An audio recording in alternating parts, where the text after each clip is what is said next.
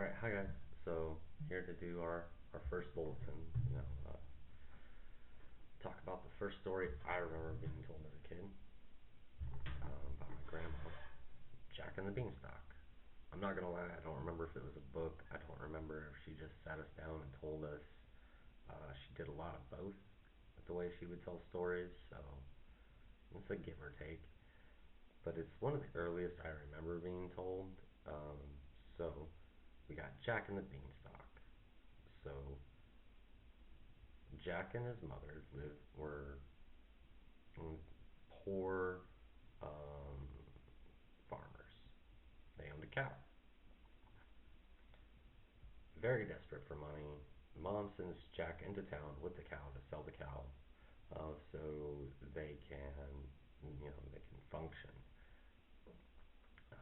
buy buy new clothes that they desperately need, buy uh, food for enough food for quite a while, whatever.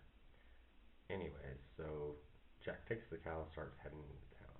On his way to town, by the way, Jack is a very young man. I would say 13, 14. Anyways, on his way to take the cow, he runs into this old man. This old man starts telling him about these magic beans he has and how that he would trade these wonderful magic beans for the cow. Jack, being a young man and thinking, oh my God, magic beans, gonna be rich off these even more so than this cow. It's gotta be worth more than a cow. Takes the trade, runs home to his mother, so excited to tell her about it. She is furious because the beans look perfectly normal. Jack's trying to, tell her that no, no, they're magic, and she throws them out the window and gets real mad at him. Well, overnight, the giant beanstalk all the way into the clouds just grows, and Jack, being ever curious and saying, "Oh my God, wow, they really were magic beans," decides to climb this beanstalk and just see where it goes. Gets to the top of the beanstalk. Up there, he finds over the clouds. He finds a magical land, full of giant trees and flowers, and a path that looks like it's meant for a man 90 times his size. He follows the path down for quite a while, and he comes to a small castle. Breaks into the castle. While he's going through the castle, he finds this goose that lays golden eggs. And he's like, wow, if I could even have one of those eggs, I would be rich. My mom would forgive me. So on and so forth. But if I steal the goose, I would be rich forever. Then comes along the giant. Fee, fi, fo, fum, I smell the blood of an Englishman. Something about grinding his bones into bread. Uh, Anyways, Jack escapes, takes the goose down the beanstalk somehow, and now has a golden goose that's happily ever after. In one version of the story. Another version of the story, Giant gets his hands on Jack, kills Jack. Another version of the story, after Jack climbs down, the giant's chasing him down the beanstalk. Jack chops down the beanstalk, toppling over, the fall kills the giant. Several endings to the story, but yeah.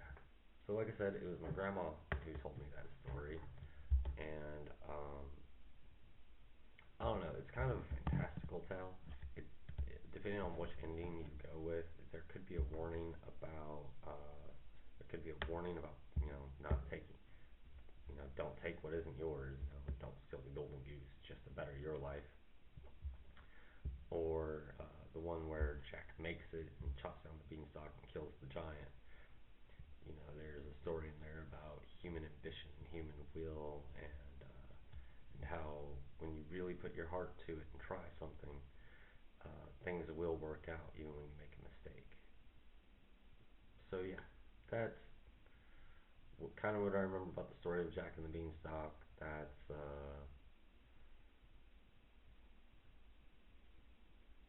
think it's a pretty good story overall. And now to kind of get into question two here, and the people in my life, I would have to say that my grandma was probably one of the best storytellers for me growing up. She was old. She was Romani. Um, and I'm not gonna lie, a lot of her stories end with kids dying. Romani tells really like to focus on if kid bad, kid get punished. So, but she was compelling. She used really good mnemonic devices. She really liked rhyming. She was really good with alliteration. And my grandma was a really good storyteller, and it came from a long tradition of storytellers throughout her family. And I don't know, I'm taking this class as a way to kind of tie back to my Romani roots that I left behind because at the time I couldn't separate some of the good things with the bad things. Um, so yeah, that's a little bit about myself, a little bit about the story of Jack and the Beanstalk. Um, I hope you all have a great day.